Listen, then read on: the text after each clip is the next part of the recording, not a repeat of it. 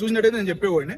ఇంకా చెప్పాలి, ఇంకా 4-5 వీడియోలు బయటకు వచ్చి ప్రెస్ మీటింగ్ పెట్టి నువ్వు ఎట్లా మాట్లాడావో అక్కడ అదే విధంగా ప్రెస్ మీటింగ్ పెట్టి, ఓన్ వీడియో కాదు, ప్రెస్ మీటింగ్ పెట్టి నువ్వు గట్టిగా చెబితే, క్షమాపణ చెబితే నీకు మర్యాద అనేది ఉంటది.